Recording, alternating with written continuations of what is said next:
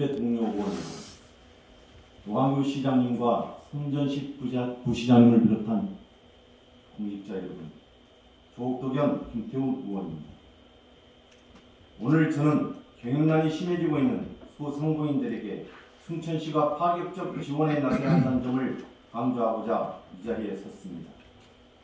우리 경제가 어렵습니다. 우크라이나 전쟁의 전가로 원자재 가격은 급등했고 세계 공급망 질서는 불안됐습니다. 고물가, 고금리, 고환율의 글로벌 복합 위기 속에서 우리 경제의 어려운 여건이 지속되고 있습니다. 특히 소상공인은 원자재 가격 상승과 기준금리 인상으로 영업이익은 줄고 빚은 늘어 경영난에 내몰리게 했습니다.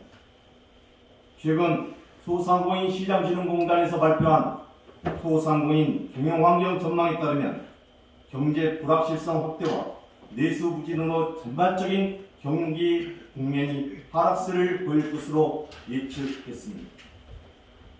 또한 우크라이나 전쟁 장기화에 따른 글로벌 주요국의 고물가 현상은 수입 원재료 물가 지수에 영향을 미치고 실질 임금 감소에 따른 인건비 상승에 영향을 미쳐 소상공인의 경영 어려움이 지속될 것으로 예상했습니다. 발표된 내용을 보면 팬데믹 이후 민간 소비 회복으로 서비스업은 매출은 올랐지만 지출이 커지고 있습니다.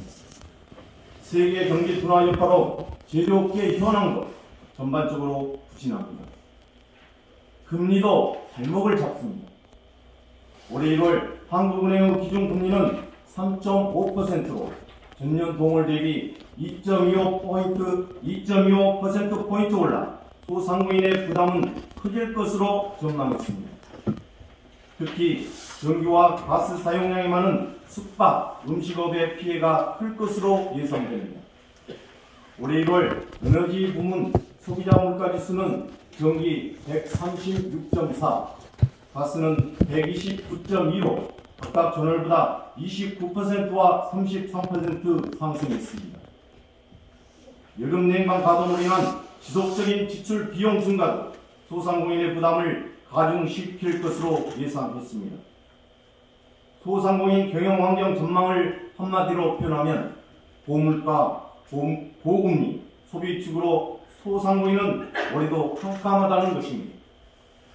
지난주 소상공인연합회가 발표한 소상공인 금융실태 조사에서도 보면 응답자의 89.7%가 현재 대출이자 부담으로 힘들다고 답했습니다.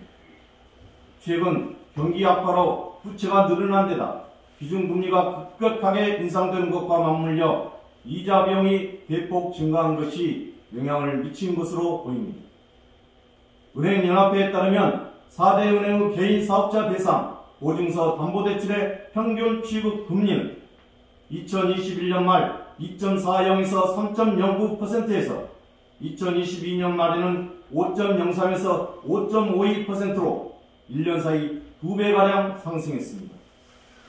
이러한 영향으로 중소기업 중앙회가 발표한 2023년 소상공인 경영환경 전망 및 경영예로 실태조사 결과에서는 소상공인에게 정부가 우선적으로 시행해야 할 지원책으로 대출 상환 부담과 경영 비용 완화, 소상공인을 대상으로 하는 사회 안전망 구축, 비대면 소비 확산에 대응하기 위한 판로 확대 지원 등을 시급한 대책으로 판단하기도 했습니다.